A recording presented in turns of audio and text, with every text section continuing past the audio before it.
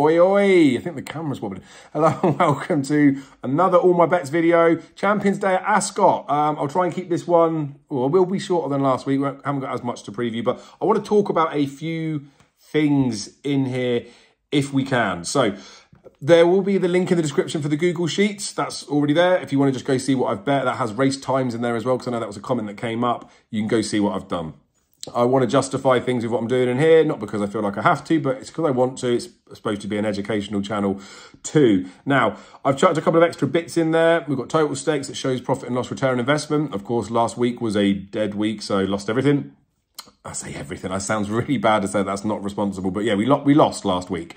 I've got forecast wins, which is shown in the table to the next side. That really, you want to see that after results to find out the true picture. There's an under and above and under table to the side as well that shows us where we're performing against expectations. I just wanted to quickly talk about that because everyone sees a start point and an end result. So a finished article, I guess, and people will see the start point here and they'll see the end up here and they'll expect that the path of least resistance, a straight linear line, is where you would have got. Isn't how life works, especially betting and trading, right? So as much as I try to aim for 10 to 15% return on investment, which I have been hitting year on year, I'm not going to get 15% return on investment every single week, every single bet, every single month. There will be months where, unfortunately, we might make a loss. There will be months where we make more than 15%. Across the course of a season, it will balance itself out, or that's the idea of it, right? So we did have a bad week last week in the fact that we didn't get any winners, but across like the season, you'll see when we're betting at different prices, there's an expectation for how many winners we should be getting. Now, obviously, if we put 5 tips up, if I gave you 4 winners and the last one got beat, it still eats me up a little bit because I just want to give you guys winners. I mean, you're only as good as your last result type thing. But ultimately, it's just a game of trying to make a bit of money each week. So that said, last week's expectation, we had Skellet that was a non-runner. So I'll just quickly peel that horse out of the spreadsheet. But I've chucked these extra bits in there so that you can see what our forecast wins should be week on week. And you can see how we're really performing. Because, yes, I could have another bad week this week. I could have a few bad weeks, to be fair. But when people start sitting there thinking, this guy's put 20 horses up and hasn't had a winner. I'm not saying that will happen. We're going to get winners, aren't we? But say I did. If I'm betting them at prices where actually I was only due to get 2 or 3 winners, then really I'm not in as much of a rut. Now, I do bet things at bigger prices, but I do bet towards the head of the market as well. So you'd expect probably I would be getting more draws than others. But I want to put this forecast win part in there. So look, the way that I've put these few things in there, especially to compare the unders and overs, is an implied chance column for all the different points. So entry point is what price I think something should be to make it a bet. Off of that, it was 127% is the implied chance from me saying what the entry point should be for all these horses. Now, of course, Krabilly was a dirty bad drifter and Regatta de Blanc was an absolute shortener. That's where it starts to make a difference. So forecast on the runners that ran last week, we were forecast to get potentially 1.27 winners. Obviously, you can't get 0.27, so we were closer to getting, we were more likely to get 1 winner than more than that, and obviously we got 0 winners, so we fell behind a little bit. Now, when I talk about those percentages, the reason why that they're important is obviously a bookmaker does a book. I always do my implied or entry points to 100%, but bookmakers do bet over round, don't they? So it might be that 110% is what it takes to get a winner. And what I mean by winner is if the bookmakers are betting at 110%, it will cost you 110% of whatever your line stake is to win. So let's just say we're doing a pound for each of it. For 110%, it would cost you £110 to buy 100%, which means if you bet every single horse to win £100, it would cost you 110. So you'd lose money. But obviously we want to be trying to get in the prices so they're under. So basically the entry point implied chance, we always want to be a different figure to when we get further down. On price taken, this number should always drop down because we want to be buying in for cheaper. Price taken last week was 111 compared to the 127. So before SPs, before results, I'm buying in at a position where I feel comfortable. I'm buying in for cheaper than I could have done, but if it cost me 127, it cost me 127. I would have been happy to take all the entry points, if you see what I mean. Then when we get ourselves to SP, which is where there'll be over round in there, this is where we want that cost to go up, where it'll be more expensive. So for last week, it was 154% bet in SP, and that includes the dirty drift on Krabilly going out to 22 to 1. Like, I could have saved money by trying to get the same returns off of that. Potentially you'd leave the bet, wouldn't you, if you see such a drift? But that's where we want to be. So it should have cost me 154, let's say, pounds to guarantee some money back, but it cost me 127, so we're in a better position there. Then you want to do it, potentially you can look at Betfair SP, because that might be a closer marker of the reality of what you can get. It's more close to 100%, isn't it? So that was 142%, so still above the 127 of what it cost to buy in. Well, no, that was the entry points, wasn't it? It cost us 111 to get in, so we're even higher than that. And then you can really spice things up by looking at the in-running implied chance. So based on last week, the prices horses went up to 194%. So again, from that percentage turning in there, 100% is one winner. In running, we probably should have got ourselves closer to getting 2 winners last week than the 1 winner. We got 0 winners. It is what it is. But I'm putting those figures in there because on the above under, as long as we are performing above expectation from our entry points and our price taken, then we're gonna make money. That is purely and simply how this works.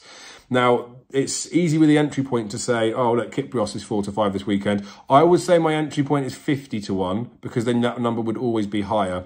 Problem is, if your entry point's wayward and too far out, you're never going to actually get the bets on. So really, we want to give ourselves an entry point, especially for bets that are going in on here. I'm giving an entry point that I believe is achievable, and then you will bet accordingly off the back of that. Now, there may be some bets I put up that we don't quite hit in there. I've put one in this week, probably for educational purposes as much as anything else, but we should get it. But it may be that those ones don't get hit. But it is what it is. Once you learn about learning entry points and how to price a market, you'll open the key to gateway to success. Because like the obvious example is a coin flip. We know there are 2 outcomes. We know that true value on a coin flip is even money. If someone gives you 6 to 4, even if you think it's going to be heads, if they give you 6 to 4 on tails, that is where your bet should be. And then obviously the bigger the gap you get in there, so Regatta de Blanc would be a lovely one.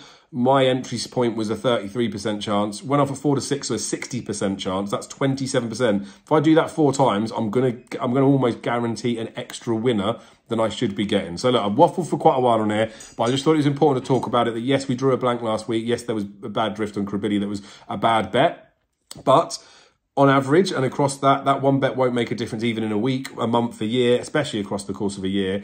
And we were only really probably likely to get 1 winner off the entry point prices I put in there. And I know we had the shorty and Regatta de Blanc. We all expect odds-ons to go and win, don't we? But it's the reality of what it is. It was closer to 2 winners off of in-running prices, but it is what it is, right? You have 101s where your forecast percentage will go through the roof, wouldn't it? But it is what it is. And I hate using that phrase. I know that was in the comments, so apologies for saying it. But right, we'll move on to Ascot this week. Off of the implied chance for this week, it's 63%. And these are off my entry points. One of those hasn't been struck yet, which hopefully we're going to get on. But it's about 50%. So if you're here this week looking for guaranteed winners, then I mean, who knows? But look, we got off of the bets that I've put up here. There are 5 bets that will be going out.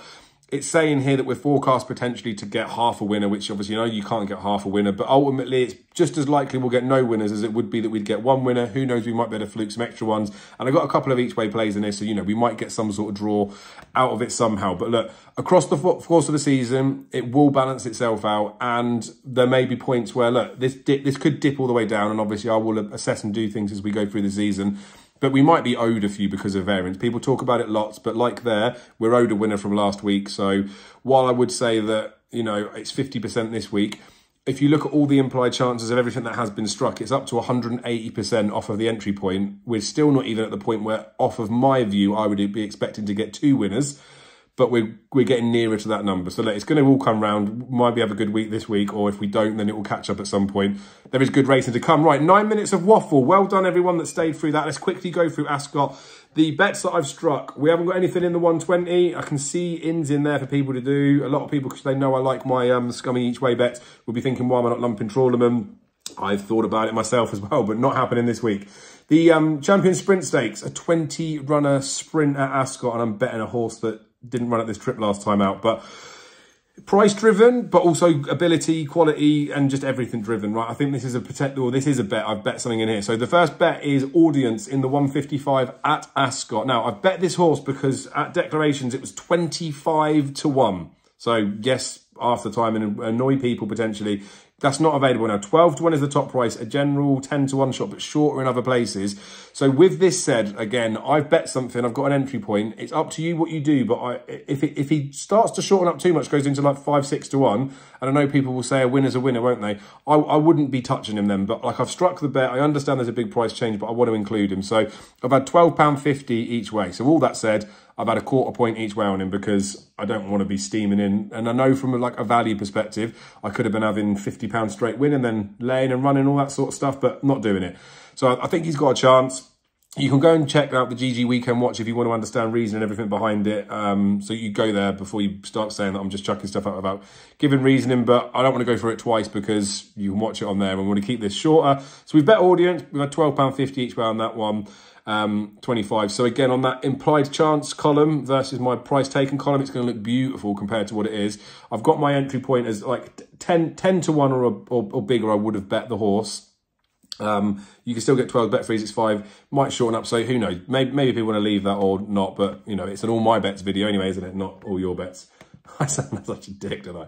Right, 235. This is one where I've had a better sized bet, I guess. And again, I don't want to say that to be like, oh, I'm talking about chances and get stuck in because I've had a good go. But I've had £75 win on Kalpana. Now, I normally do £25 as a point as my seasonal thing. I think that might change this year because I'm still going to be betting exactly the same. But from a point structure, especially if I get some content that goes out that's sort of columned, then I think I'll change myself to £50 a point. Because it doesn't matter what, it's not going to make me bet twice as much, but it makes it probably make more sense if I say things like that. So audience would be a 0.25, a quarter point each way bet, half point outlay. The ones where I'm having £25 wins on them would be half point wins. Whereas the ones that I fancy, like a Kalpana, would be 1.5 point win. That feels more like where it should be sat. And you'll know that I might get stuck into some, I might have 200, 250 on them. They sit better saying 4 or 5 points. So I'll still talk about my actual like monetary stake, but we'll for the purpose of these sorts of things, like I said, we might start doing a column somewhere. Hopefully we get some things going out there. Points would be at £50 a point. So I've not actually changed what I'm betting. I'm just changing the way that it's perceived. But for the purpose of these videos, you're seeing what I stake. So it is what it is. So Kalpana, we've had £75 win. When I did the preview, again, go watch that on GG, 2 to 1 was the sort of general price, and that did look a bit tight. So although she's a bit weak in the market or red on odds checker, fully expected, I had her as an entry point somewhere close to 3 to 1. I've put in the sheet 11 to 4, probably could be 3 to 1 as the entry point, but I've bet her at 11 to 4 for £75. Now there's 3 to 1 with Hills. If I drive to the shop, there'll probably be 11 to 4 anyway. I think there's a ceiling that she's going to get to somewhere between 3 to 1 and 7 to 2, I suspect. So yeah, I'm not going to lie on here now and put my entry point at a different figure. I'm happy with the 11 to 4 I've bet her at. I think she's a very nice sort. I think if she'd have had this type of ground in the Queen Anne, she would have already won. This would have always been on the plan, I think. So as much as she's coming into it from a group 3 and you've got like content that's going to be well supported and will like the distance and stuff, the ground might negate the trip for content. And then we've got the French horse as well. But like, I just think she hasn't proven it. So you haven't got hard evidence on her, but I think she kind of has in defeat. I really like Kalpana. I think she's a pretty good one. So she'll be my best bet of the weekend. So yeah, we've had 75 win on her at 11 to 4. You'll all be able to get that. You'll probably be able to get bigger than me on that as well. Right, 315. It is a proper race. And again, we talk about this one in more depth in the weekend watch. I kind of wanted 4 places to be offered in this race, but there haven't been. There's 3. I'm being greedy, I know. And this will bite me in the bum because it happened with Vauban in the Gold Cup. I bet him each way. He came 4th and I kind of knew it. But Henry Longfellow is the one that I've bet. I bet him at 10 to 1. I've bet £12.50 each way, so a quarter point each way. He's as short as 15 to 2, so sort of 8.5. So not that short, but I could have extended the place terms on Bet365 to 4 places at 7.75, so about 7 to 1. And that probably would have felt okay, but then I thought to myself, well, then I might actually have 25 each way on him at that price because I can't see how he's outside the top 4. And then I thought, actually, that might be the way to do it. But again, for the purpose of putting this stuff out for you guys, I don't know if you'd be able to get on with Bet365. I don't know if you'd be able to get on the extended place terms. And again, across the course of a season, if Henry Longfellow, £12.50 each way, and him coming 4th instead of 3rd is the difference between me making a profit and loss, then I give up the game. So I've bet him. It's a small stake. Again, I put 8 to 1 as the entry point, so it's a bit lower than what he currently is, but you should be able to get that. So again, you'll be able to get on this one. Ain't going to be massive pie in the sky money, is it? But I think he's got a chance of going to win this. He's always wanted a bit more cut. Goes well after he runs in France, comes over here, ran well behind Rosalian. I think he's set up to run well. Now, Sharon's going to end up being like really look in the face price, isn't he? 7-4 now. That's massive because you can forgive him the last run, but I don't want to be steaming into him, to be fair. I don't want to get overly invested in this race, hence the smaller stakes. So we've played Henry Longfellow. Look, I think he's got a chance of winning it. Got a bit of cover if he just comes second or third. Nothing ventured, nothing gained, I suppose. Leaving the Champion Stakes itself, Economics Calandagan looks like a proper clash for the ages, so we'll just leave that there. In the Balmoral Handicap, I have had a bet in it. Probably a bad bet, so I will put that out there out loud. Popmaster I've bet, because ticks all the boxes on the trends again. Bet him last time when Safi Osborne was riding, and my God, got smashed in the bet. And I can't remember what price I bet it at, maybe 25s or 33s. Went off at 9s, but was shorter and was just nowhere. Now, Ross Coakley comes back up to take the ride. He's got a pretty good record on the horse. 4 handicaps. He's had 3 seconds, I think, and then a 6th of 9, but the 6th of 9 was on heavy ground. So again, watch the weekend watch. I'll talk about it more in there. He's got a good draw in this race. He's never run at a mile. He's had like nearly 40 runs. I think this will be his 40th run. So that is a huge erroneous question mark, especially with slow ground and stepping up in trip. But I thought he would be, I thought he'd be on my mind, and I have bet him. So again, I've had £12.50 each way on this horse, 25 to 1 or bigger. I'd be happy to bet him out. He's gone 25, so I've just taken that. I can envisage that he should be a bit bigger, maybe like a 33s poke or something. But because of the money that was left behind the last day, I suspect at some point he's going to get nibbled again. But yeah, I'll take the risk at those prices, and I'm happy with how much I'm putting on as well. It's not exactly mega extended places. It's 1 extra place. It's 5 places, 5th of the odds. He's on potentially the right side of the track. I give him a bit of a chance. So he's in there, but it could be a bad bet. Again, he's stepping up in trip, not 100% guaranteed to suit. Although the race that he ran in the Challenge Cup has produced a lot of winners of this race. But him as a horse, like, it might not be the right thing. Jockey looks good booking, so we'll see. It's potentially a low risk thing, isn't it, when you're doing it when they've got 3% chance of winning a race in the first instance anyway. But I'm also trying to get a bet on Thunder Run. Now, I haven't. Again, for small stakes, people would definitely question me and say, well, why are you just waiting for a price when you could just bet it a couple of points shorter because you're only having £12.50 on it? Well, yes, I do get that. But again, from the fluency and the point of the whole season is you got to try and treat these bets the same. Just because they're small ones, you'll get yourself in some big, big trouble if you decide to say, in this instance, quarter point, because it's easier to set like that, I'm going to throw 4 or 5 quarter points out there this weekend alone, and I'm betting them under price. That's going to end up equating to being a point that you've thrown at under price. And then you do that week after week, and you do that across the course of a season, you might be talking about 20, 30, 40 bets that you've thrown away, or points that you've thrown away under value. That's just going to make things more difficult in the long run. It may not be the difference between making or losing money across the course of a season. They shouldn't be at these sort of stakes, really, but you are just making things harder for yourself. So practicing discipline on these ones is good, because if you're thinking about having a sizable bet on something, so again, for me, let's just say I was thinking I'm going to have £50 on Thunder Run or 25 each way or something like that.